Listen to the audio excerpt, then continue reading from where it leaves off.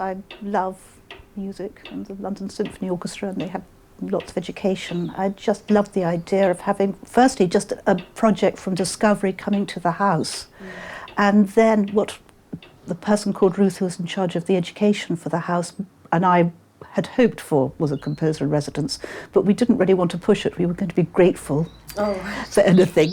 I really didn't want a visual artist to come over. I wanted something completely different, something perhaps that was outside my own sort of experience, if you want.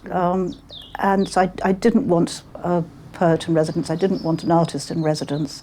So, yes, music and composing and somebody else's world was just what was needed.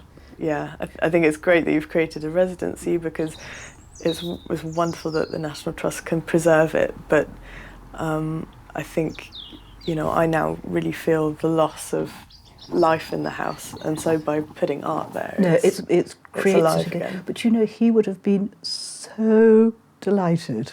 I mean, Rick's for all his intellect and, you know, achievements and abilities, he was an incredibly sort of emotionally modest person, and there would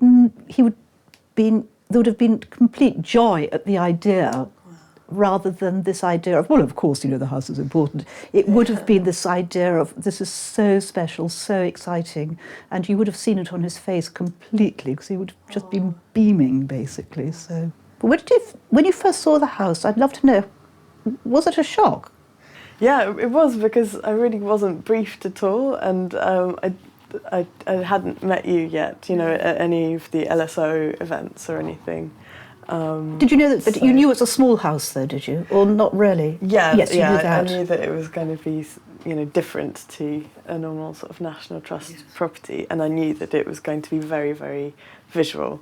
So I brought along some of my own iMusic. I remember that.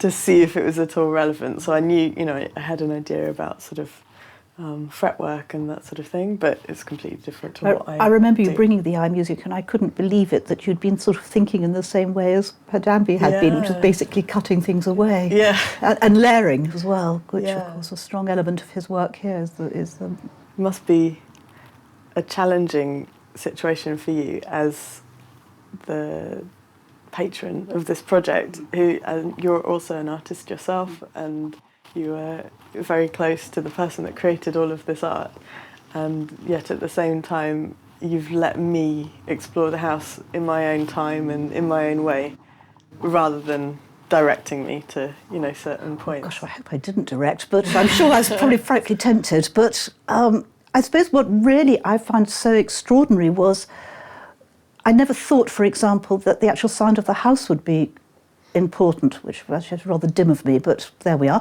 Because I saw it, because I'm a visual person, I saw it completely in the terms of a visual space.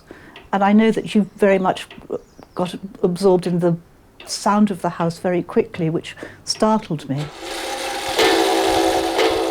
I know it's special, but I think I must take it for granted sometimes how people seeing the house for the first time. Yeah.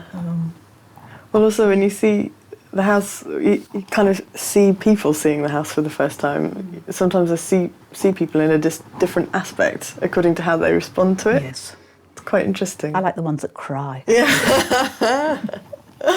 Yeah. That always thrills me. Yes.